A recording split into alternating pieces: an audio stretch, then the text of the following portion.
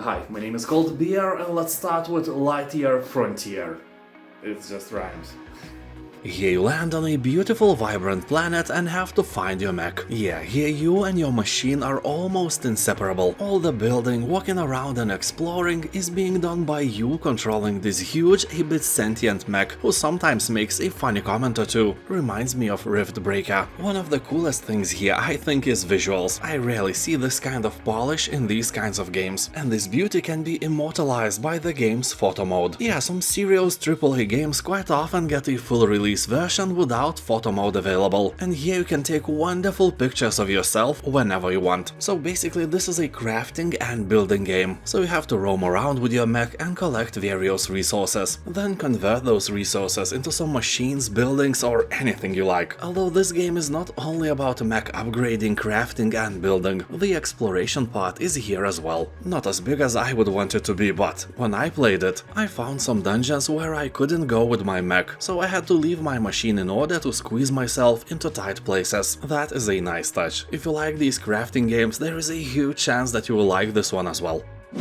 Death in the Water 2.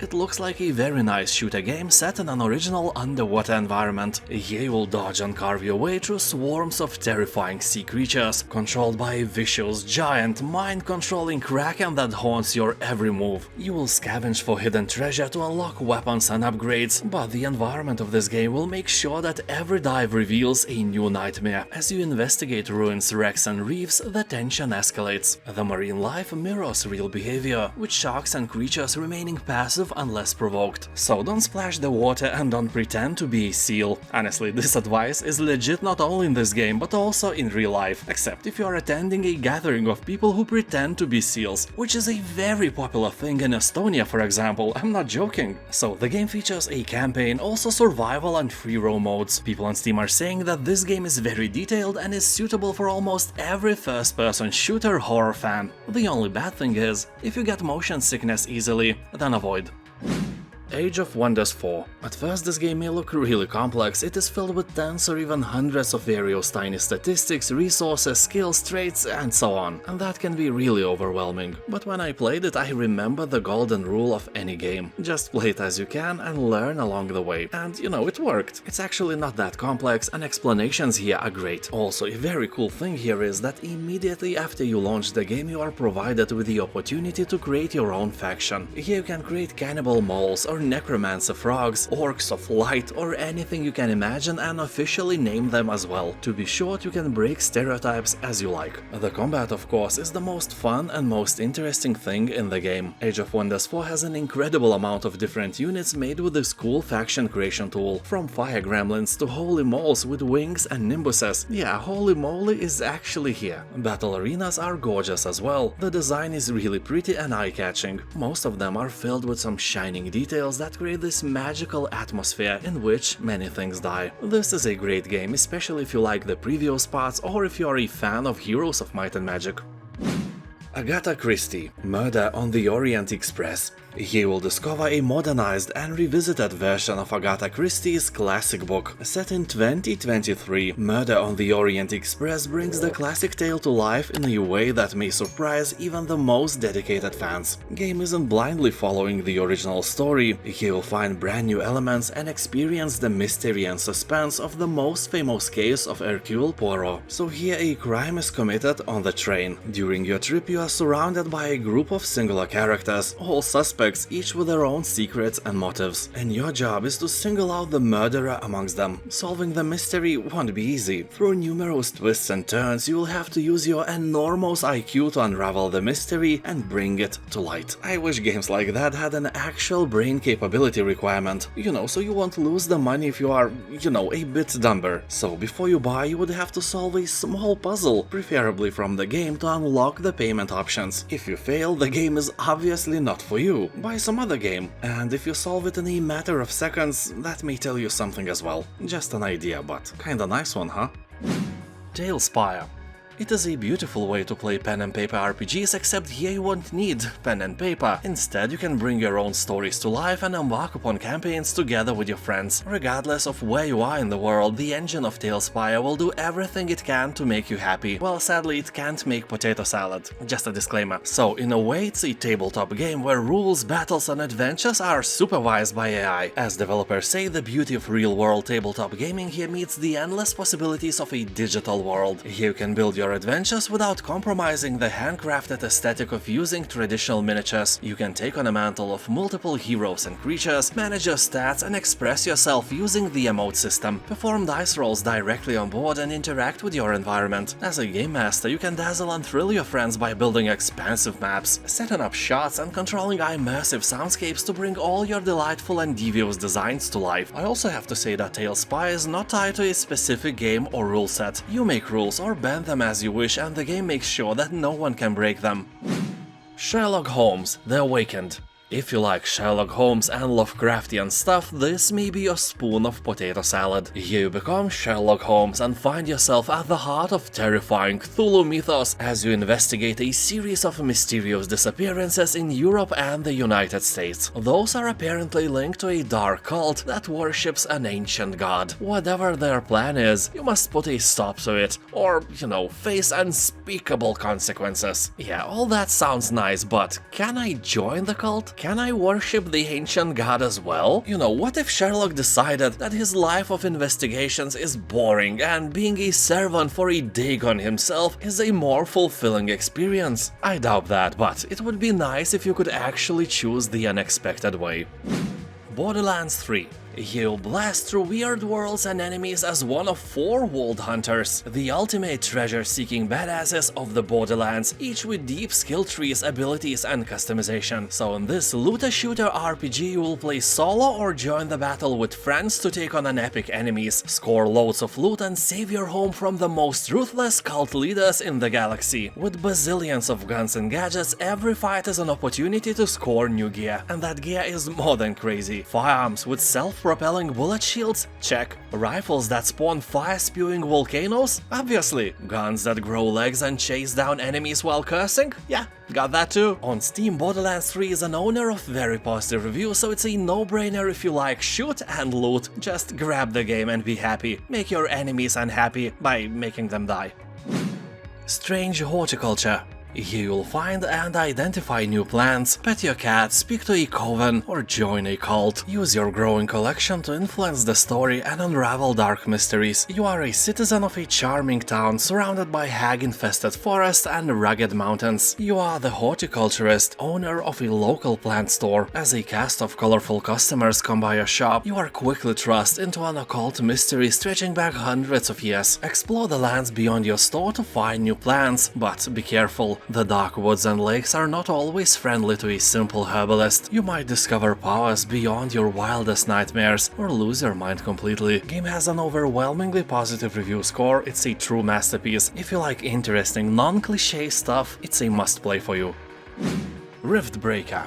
Here you are, the Riftbreaker, an elite scientist commando inside a powerful mecha suit. Ooh la la! You have entered a one-way portal to a distant planet at the far reaches of the Milky Way. You have a purpose of building up a base that will allow travels back to Earth and continue colonization. So you are tasked to construct a two-way rift back to Earth, because living on a planet without cold, refreshing beer or potato salad is painful, and that shouldn't even be a legal thing. Although you encounter a bit of a bigger problem than the absence of beer, which is monsters, thousands of them. The game itself is a hybrid between StarCraft, Diablo, and Satisfactory. A really great and entertaining game.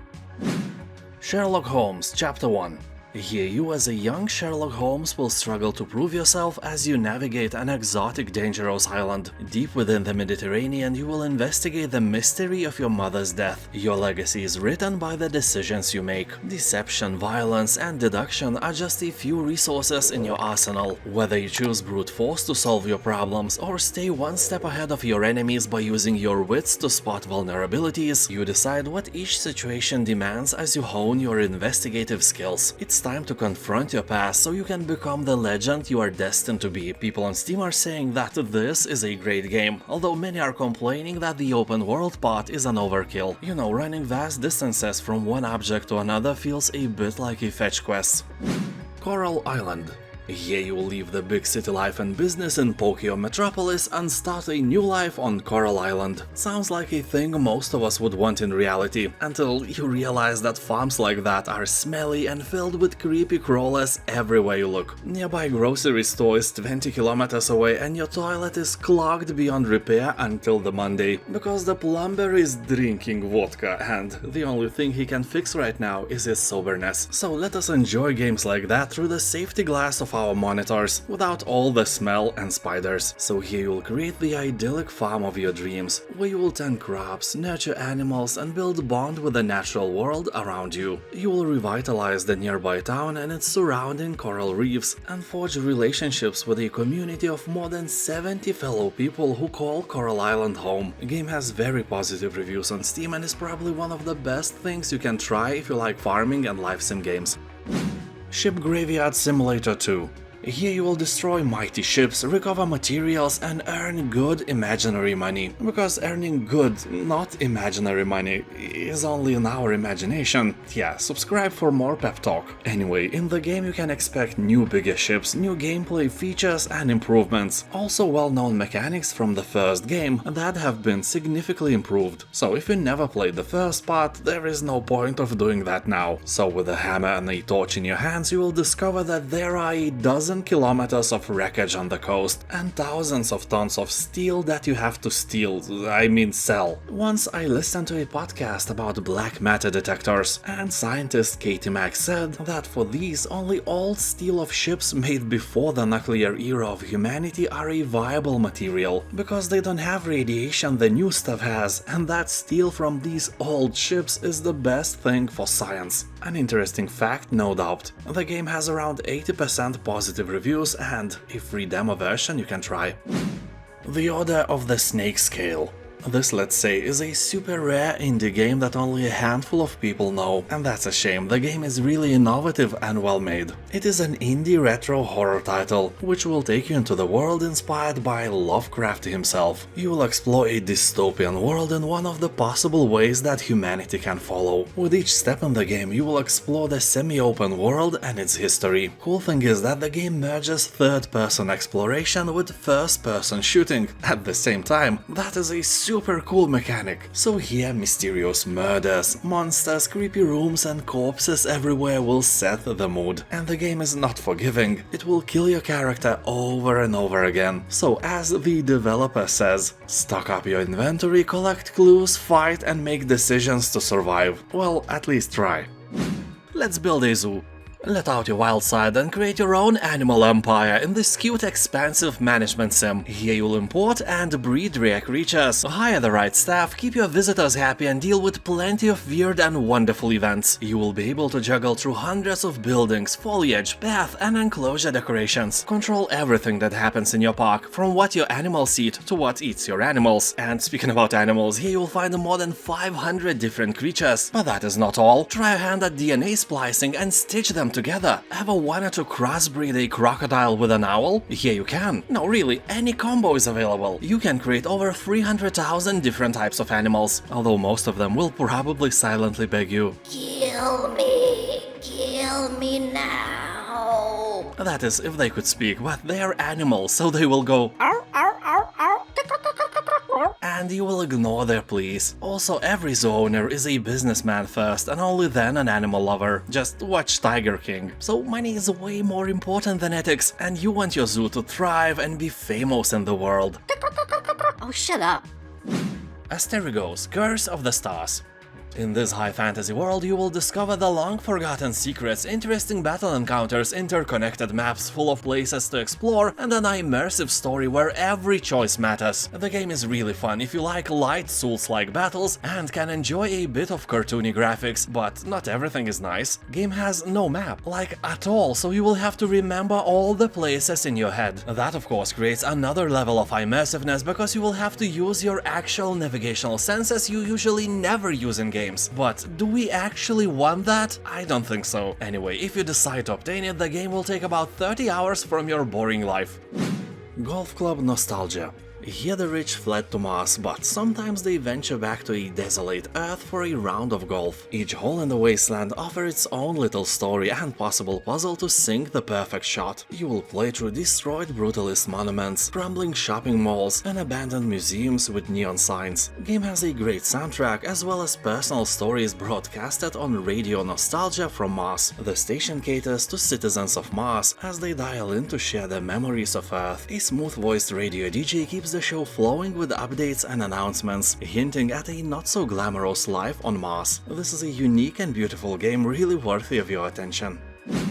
Black Skylands. This is a steampunk experience that combines elements of open world, sandbox, top-down shooter and action-adventure games. Here you'll become a skilled and valiant young sky marshal, fighting to protect your people from the invading bad guys. You will take command of your own airship and embark on a journey through a world of boundless skies. Gather resources to craft powerful weapons, upgrade your ship to new heights, unearth ancient secrets and engage in beautiful battles. When I played the alpha or demo version of this game a few years ago, I was really impressed by the style of the game. It surely draws inspiration from Hayao Miyazaki and his creations. Also, do yourself a favor and prepare for yourself some Abney Park, Steam Powered Giraffe and other soundtracks from steampunk bands. This way you can truly elevate your experience with Black Skylands, that's for sure.